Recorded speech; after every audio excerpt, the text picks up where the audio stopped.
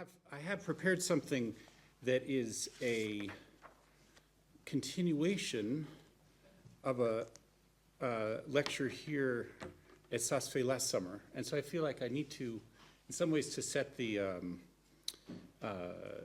scene for it. I'll have to, at the beginning, give in some ways a very short version of the conclusions of what I was working on last time. I actually do have a title for this. I guess I should also say I'm presenting something that isn't really completely worked out yet. I found that EGS is one of those friendly places where one can do that.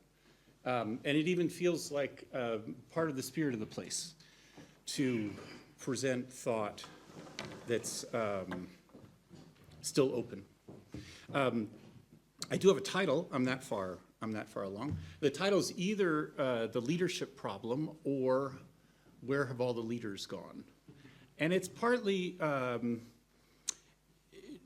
wanting to address what seems to me an impasse of the so-called leaderless movements. And that they raise this question of leadership. My sense is, and I'll get to this in a few minutes, that the existing responses to this question about leadership are not sufficient. And so what I'm struggling to do, and what I think I'll get to by the end, is at least proposing a direction to go for adequately addressing the problem. What I want to start by doing in some ways is to articulate the importance. This is in some ways picking up on what I said last year, but luckily most of you weren't here for that, for better or for worse, so I can give you the short version. Articulate the importance of the current cycle of struggles, as well as what I see as the challenges they face, and leadership is really, leadership question of organization is really primary among them. First, I should say what I mean by a cycle. I'm really thinking about movements that started in 2011 or December 2010, including the uprisings in Tunisia and Egypt, in different ways in other parts of North Africa and the Middle East, continuing across the Mediterranean to Spain, the so-called Indignados movement starting in May 15th of that year, 2011.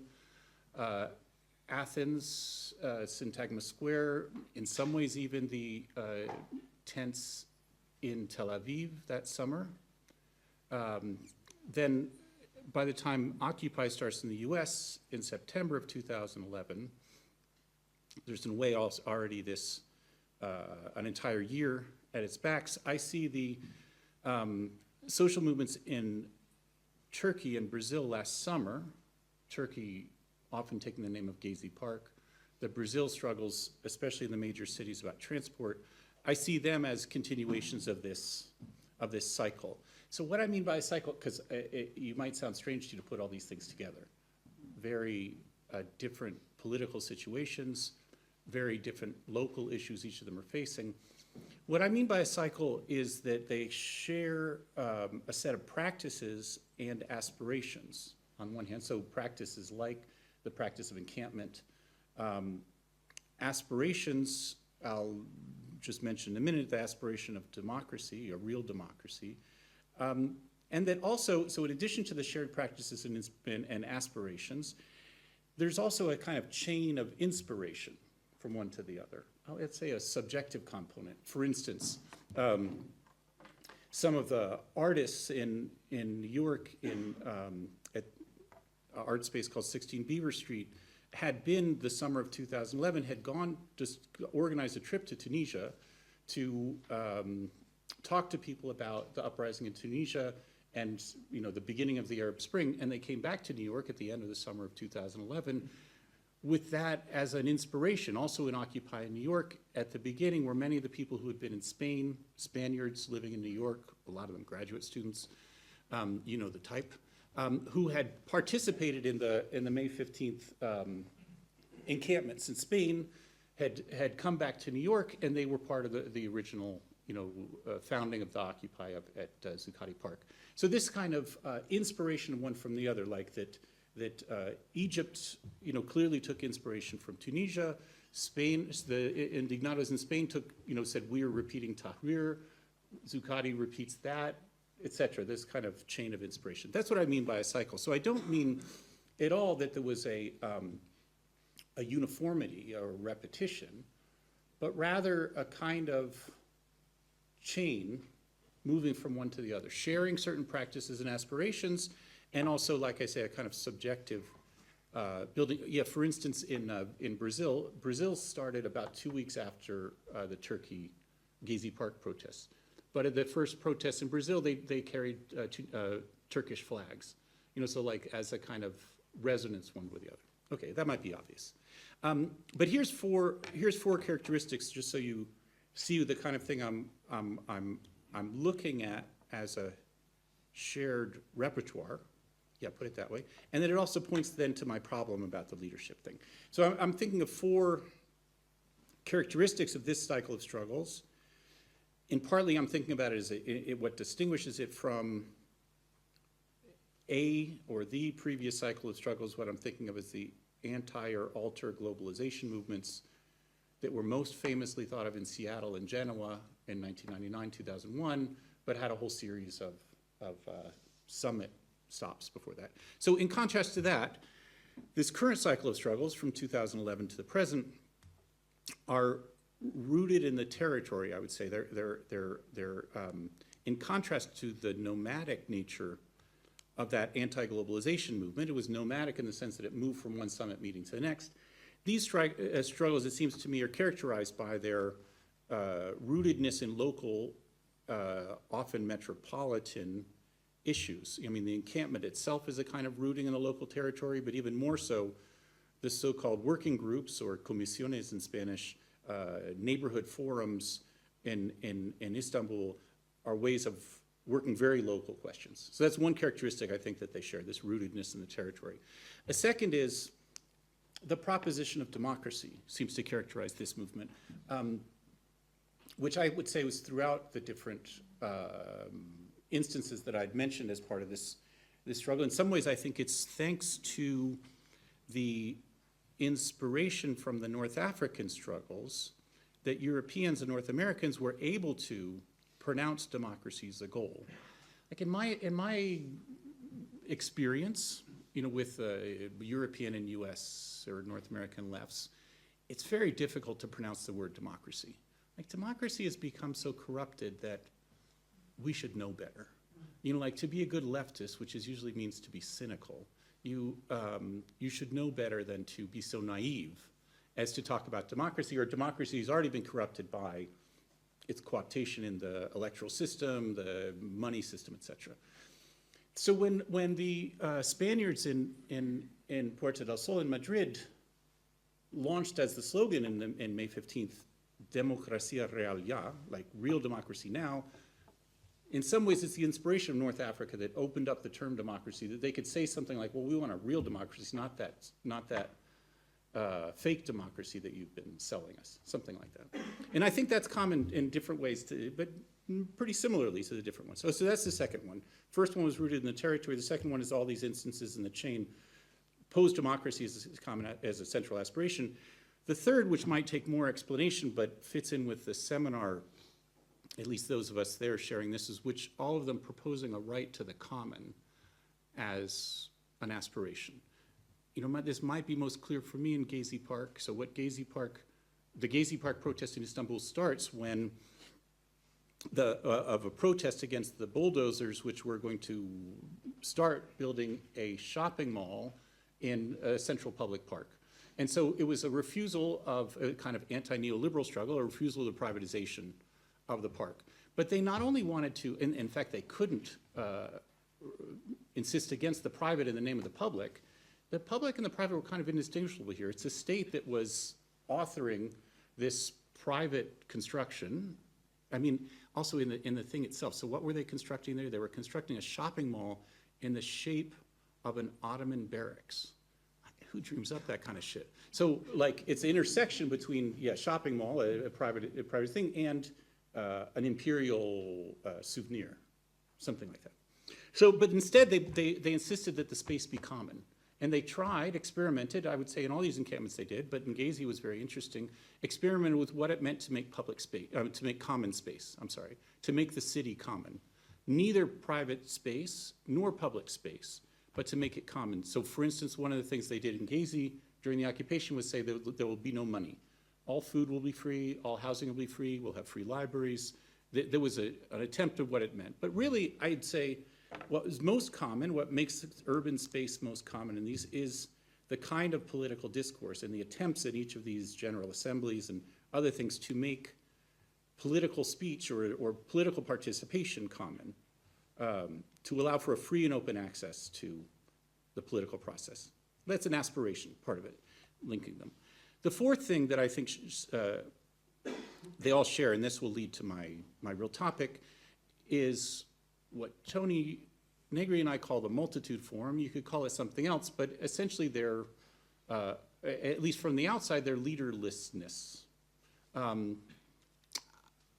I think what was emblematic for me about this, that I repeat this each time it comes up about this because it was useful for me, was that during Tahrir Square, 18 days of Tahrir occupation, reading the New York Times, as I was during the time, each day in the Times there was a reporter who was figuring out who the real leader was. So they projected a different person each day, who must be the real leader, either in the square or behind the square. You remember one day was Al-Baradei, the Nobel physicist, one guy was a Google executive, one way it was somebody else. They said they worked it out, but what they couldn't understand is there really wasn't a leader, there wasn't a central committee. What Tony and I mean by this multitude form is that they're unequal and different collectives that are cooperating together. That's what I think was happening in Tahrir, and also in the North American occupies and the occupies elsewhere, and the occupations in Spain. Is one thing they share then is their leaderlessness and the diversity of the groups being part of it. I guess that's what we mean by multitude. But let me put the but, and here's where I get to the leadership problem.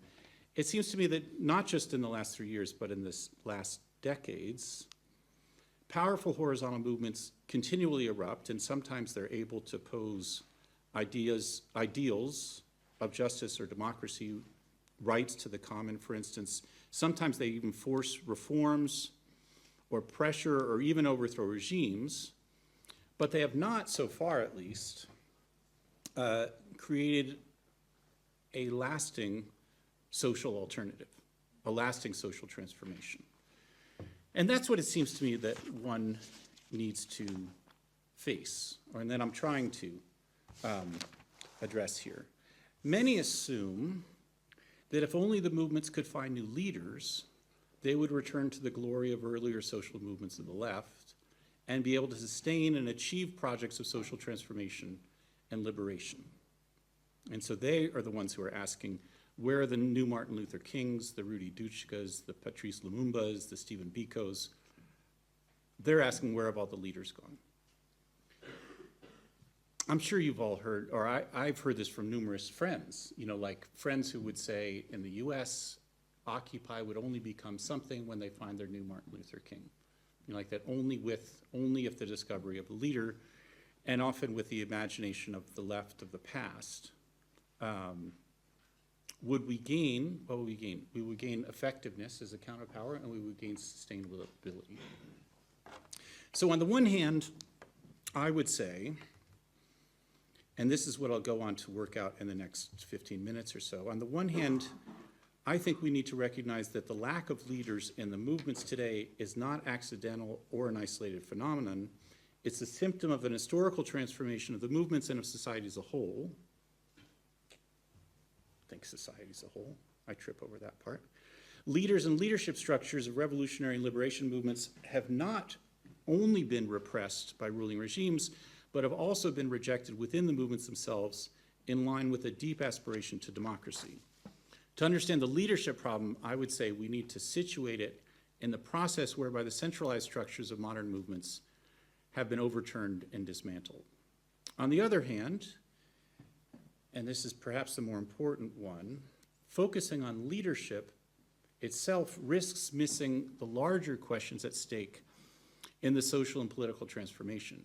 The issue is not just leadership, but more generally, the need to discover new and effective organizational structures of the movements and to create new institutions and new forms of counterpower.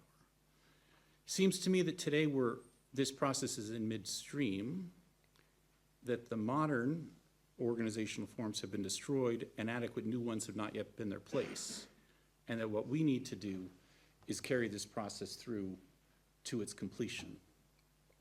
So let me dwell just for a minute on this thing about what has happened historically to the leaders on the left. And on the left, I mean the revolutionary left, or the left of liberation movements.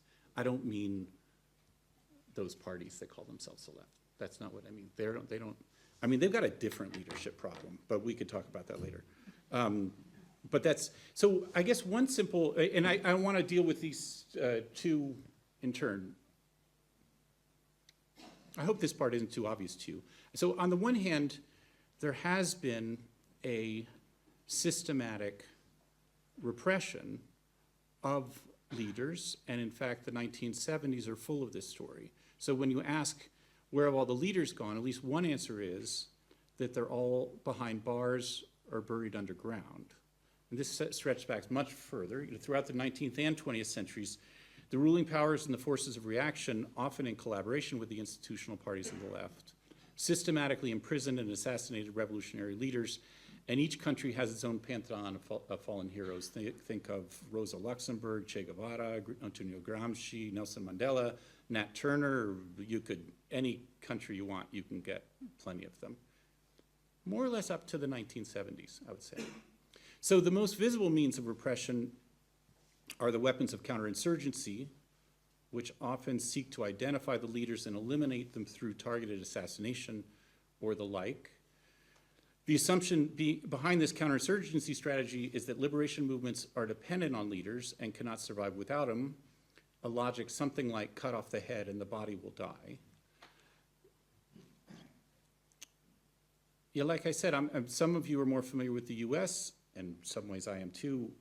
A long history in the 1970s about the Black Panther movement, about the student movement, that then become public later, of police strategies to infiltrate and assassinate leaders. Sometimes in the control of the government, sometimes in the control, not in control of it. There are, of course, also a host of other weapons of repression that, although less visible, are often more effective, like specialized and exceptional legal prosecution, covert operations, including counter-information programs, censorship and manipulation of information or counter-information programs. You get the idea. Another interesting one, in some ways, I'll come back to this in a minute, is making leaders into celebrities in order to destroy or discount them. And anyway, I would say we shouldn't underestimate the effects and damages of these factors, but focusing on such external causes gives only a distorted understanding of the evolution of the movements. The real motor of change, I would say, is internal, not a response to repression, but rather a search for democracy or something like it. So I would say then the more profound answer to the question, where have all the leaders gone, is that leaders have constantly been critiqued and torn down from within the movements, from within these social movements, which have made anti-authoritarianism and democracy their central foundations. The goal on the one hand is to raise the consciousness and capacities of everyone so that all can speak equally and participate in political decisions. Raising up the capacities of all is accompanied, on the other hand, by tearing down all those who are presented as leaders.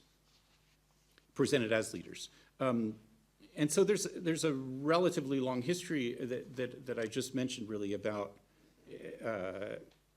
especially in the 1960s and 70s, of leaders created by, at least in part, by the media, that are then either co-opted into the system or are rejected by the movements themselves. I'm sure you could come up with plenty of examples for me. I mean, in the Franco-German context, Cohn-Bendit might be someone candidate for this, Joschka Fischer, Jerry Rubin in the United States. Those leaders created by the media that were then that were then transformed from leaders into something else. I'm more interested, in fact, in certain anti-leader practices that have been developed within the movements and I would say, at least in certain national contexts, become generalized. I'm thinking, for instance, of a 1960s and 70s practice in US feminist movements that was called trashing. And what it really meant is that any woman who allowed herself to be designated as a leader or spokesman of the movement was then rejected from within. So for instance, there's an essay by Joe Freeman, an organizer. It's a very internal document, really, to mid-1970s US feminist movement. And the essay is called Trashing the Dark Side of Sisterhood, where she laments, she complains about the fact that she had allowed herself to be quoted in the newspaper as a leader, even though she didn't mean it that way, and then she was systematically tortured. You know, like she was not allowed to speak, so this process that she calls trashing, which I don't view purely as negatively as she does, was one in which the feminist movement prevented anyone from becoming a leader. It was an internal process in the US of doing that. So she laments, this is her perspective on it, and she's feeling obviously a personal position in this herself. She laments that the feminist movement is destroying itself by tearing down anyone who has talent to write or speak in public. She says due to jealousy, resentment, etc. But I would say that behind this practice are also, maybe there are that, but there are also anti-authoritarian yearnings, aspirations, and a desire to create a democracy within the movement. So I would say that practice within the US has become generalized now, like within the Occupy movement, but also before that, in that those streams of the radical left in the US, it is internally attacked anyone who either positions themselves or accepts being positioned as a leader, for better or for worse. Here's another treatment on the same thing, a more historical one. There are a series of histories now about the civil rights movements in the 1960s and 50s coming out in the US that question, I guess retrospectively, the nature of the leadership that's often attributed to it. There we go. That a group of black male preachers, with Martin Luther King at the head of the list, were the protagonists of the civil rights movement. The same is true in histories about the Black Power movement. And so what part of the questioning here is that these men, like there were really two sides to it. One is questioning that they really were the protagonists of change. You know, that the insistence that the actual motors of change were more female and more widespread. You know, so even though the credit goes to the charismatic male preacher, that in fact the change happened at a different level. That's on one hand, but the other hand in these same histories is a critique of the violence of leadership, as they put it. You know, that proposition of leadership itself. Many of these histories, like the earlier histories I was talking about, are really done from a feminist perspective about the gendered nature of these leadership structures. But that leadership, they say, operates a kind of violence, a violence of eclipsing others, but also the hierarchy itself is a kind of violence. So that's, yeah, one last thing I thought might help as just an image of this. There's some ways in which the mask of the Zapatistas, or the mask of Subcomandante Marcos itself, is enacting this dual nature of the transformation of leadership. So, I mean, you could say in some ways the Zapatistas in general and Marcos himself wear the bandana to hide their face as a anti-repression thing, so that we can't be known, so that we can't be attacked. So it's an anonymity as a defense against repression, against the external forces. I think even more so, though, the Mask of Marcos, and of course going with it the title of subcomandante, is a response to the democratic desire of the movement itself and the refusal to take the position of leader. With Marcos, it's always been extremely ambiguous. The poetic and charismatic nature of his prose has in some ways made him the voice of the Zapatistas, but that's existed within a certain constant tension within the movement. But I was hoping sort of that Marcos's Mask could capture both of those, the danger of the repression against leaders and also the internal critique of leaders. So in general, I have to say I endorse the critiques of authority and demands for democracy and equality in the movements. And yet I'm not among those who claim that today's leaderless movements in themselves are sufficient, that there is no problem, and that in effect the issue of leadership has been superseded. Often behind the critiques of leadership hides a position that I certainly don't endorse against all attempts to organize the movements and create institutional forms that can guarantee their continuity and effectiveness. And so where does that leave me? Where does that leave me? Here's a little bit of a summary before then I go to where I can move on. So what I've been trying to say is that leaders have not only been gunned down by the state and right-wing forces and not only imprisoned, but also, and more importantly, prevented from emerging or torn down from within the movements. That critique of authority and verticality within the movements has become generalized such that leadership is viewed not only as unnecessary, but also as contrary to the goals of the movements themselves. You might say that liberation movements are no longer capable of producing leaders, or better, that the challenges to authority, undemocratic structures, and centralized decision-making, along with the critiques of representation and the practice of speaking for others, that the practice of speaking for others has been made something ignoble, let's put it that way, has made the movements incompatible with leaderships. The movements have essentially cut off their own head, operating under the assumption that this acephalous body can organize itself and act autonomously. What I see here is primarily three emerging from this. And I don't assume what I've said so far sounds to you like a kind of familiar difficulty. It's sort of, I think it's anyone paying any attention to these so-called leaderless movements has to have asked these questions. And what I see generally are three positions, none of which I'm satisfied by. But I hope just saying these and even attaching authors' names to them would help make some sense. So it seems to me there's one position that says, look, the movements as they are fine.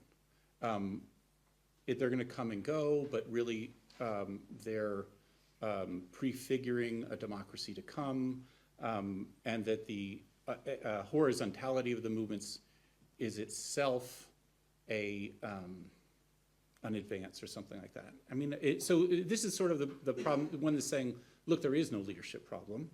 Things are fine. We're better off as it is.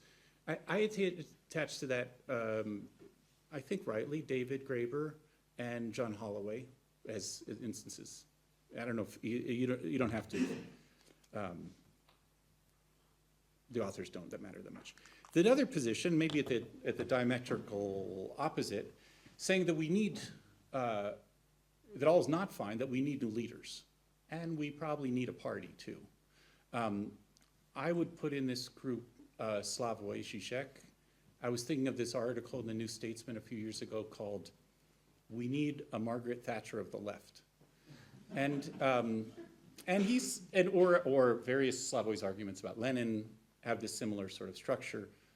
Jodi Dean is another one, some ways following Slavoj in her brief book called Communist Horizons, I think, in a verso series on communism. And Jodi's proposing that there be a new party of the proletariat. I'm not, a new dictatorship of the proletariat.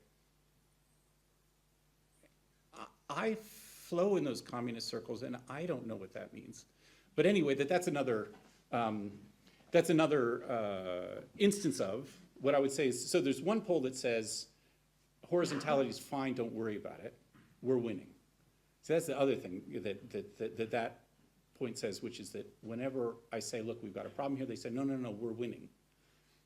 Okay, and then the other one that says, no, everything sucks. What we really need is a new party, a new leader. We need some central pole. Here's a third position too, which is separate from the two others, which is saying that in the contemporary capitalist position, even with the imminent or future collapse of capitalism, what's new about the contemporary, this position says, is that there's no possibility of a social subject to take its place or to pose an alternative. And so then the evidence of the lack of duration or effectiveness of these social movements of the last 3 years would be evidence for them. Look, see, they can't do anything. That we're in an age when capital's collapse is not met by, I was thinking of this Wolfgang Streeck, is that how we say his last name? I don't know if you know. He's writing about capitalist crisis, in some ways collapse, but insisting, like I said, that there's no subject to come. I want to arrive at a different position. I guess I have to take a slightly circuitous route to get there, but then I trust I will by the time my time's up. One historical reminder that I find useful for this, and then I do want to go through, in some ways, what the 20th century revolutionary tradition, how it conceived leadership. I guess I see this incident as in some ways the beginning of that when Marx, after the Paris Commune, in his essay or really lectures about the Paris Commune, he claimed that there were two errors committed by the communards. This is it's partly in the book itself, Civil War in France, about the lectures about the Commune, also in this famous, I'm going to say famous, but it's only famous among Marxiologists, letters to his friend Kuhlmann. And so he says that the two errors that the communards made were this. Their first error was that they were too democratic, or too quickly democratic, and dismissed the Central Committee, putting decision-making immediately in the hands of the people. So that the communards, Marx says, that is the goal. I share with them that goal, but they did it too quickly. The second thing, so their second error, which is sort of related to this, was that they didn't immediately attack the bourgeois forces in Versailles. They're sort of the same thing, that they relinquished their leadership, centralized leadership struggles too quickly. They were too angelic. They were headed in the right direction, but they were too angelic. So Lenin takes this up quite directly in State and Revolution. Lenin's determined not to make the same errors about relinquishing leadership and control of the Central Committee, or even the military defense of the revolution too quickly. And in some ways, I read the Third International, or the 20th century, various forms of 20th century revolutionary organizing, as meant to answer this leadership question. Let me try to give a summary of the ways in which they do that. The traditional models of the Third International, so now I'm talking about from the beginning of the 20th century, really up until the post-war period, the post-World War II period. The models of the Third International in the different authors' forms, also in Mao, is of a dialectic between the spontaneity of the masses and the authority of the party leadership. And there are different formulations or permutations of this, I guess, in different kinds of authors, which have real effects, but all amount to the same formulation. Trotsky maybe is the most clear in his things. In his History of the Russian Revolution says that insurrection equals spontaneity plus conspiracy. A lovely formula, I think. But it's the way of trying to put together what seemingly opposites of mass uprising or mass participation with a centralized leadership of